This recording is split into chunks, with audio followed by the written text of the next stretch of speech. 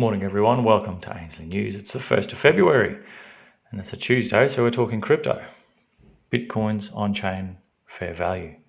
Bitcoin enters its 82nd day of the prevailing drawdown as derivatives traders bet on further downside.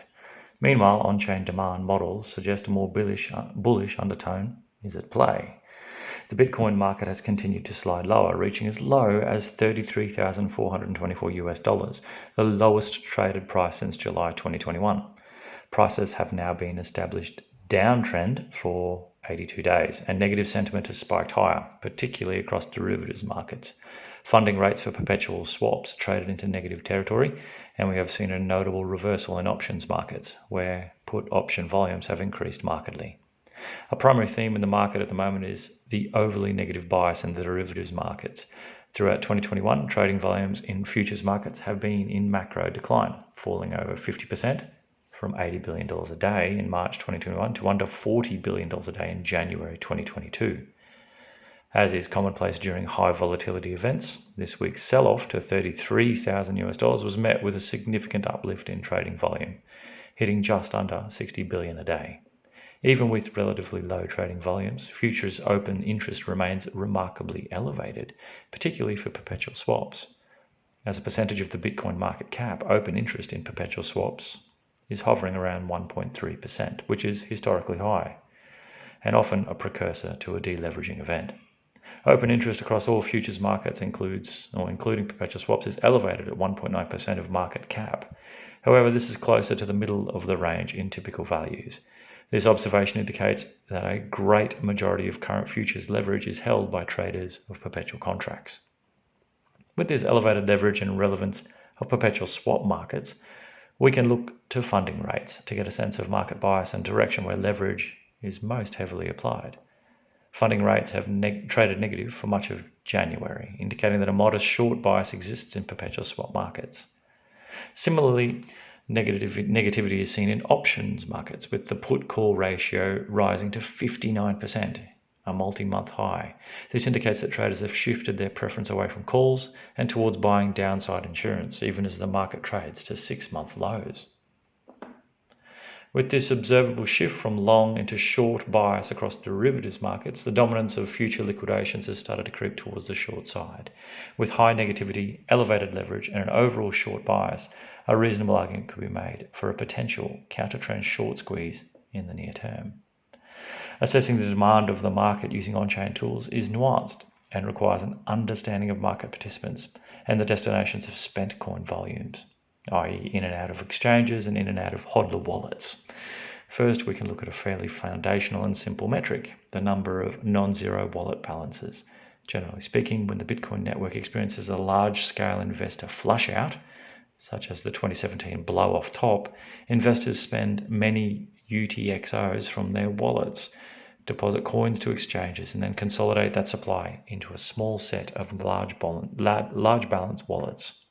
Such a wallet purge is quite obvious following the 2017 top, and a smaller flush-out can be seen in May last year. In both instances, the number of non-zero addresses resumed an uptrend once the dust had settled, usually around the middle phase of the bear market that followed as buyers recommenced accumulation. The current uptrend trajectory of non-zero wallet counts appears to be largely unaffected by the last 3 months of depressed prices, supporting similarities to the mini bear of 2019 and hitting a new all-time high of 40.16 million addresses. Retail-sized wallets holding less than 1 BTC also appear unfazed by this correction, with supply held in these wallets continue to climb. The rate of supply growth for this cohort has seen 2 macro increases, first after March 2020 and again after May 2021.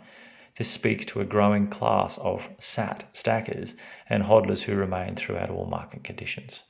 When mapped as a proportion of market cap, the percent of illiquid supply has now reached 76.2% of circulating BTC, returning to December 2017 levels. These coins are held in wallets with little to no history of spending, and thus reflect a cohort of wallets that are likely in accumulation mode. Interestingly, prices in the current market are declining.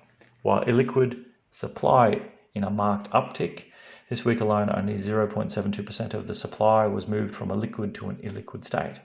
Within a macro bearish backdrop, this does raise the question as to whether a bullish supply divergence, similar to May, July 2021, is in effect.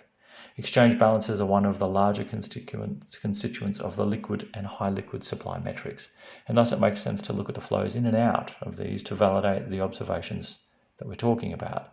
The exchange net position change is a metric showing this net monthly flow of coins in and out of the exchanges that we track. This week, we've seen net outflows of reasonably high magnitude, with rates between 45,000 and 59,000 BTC per month.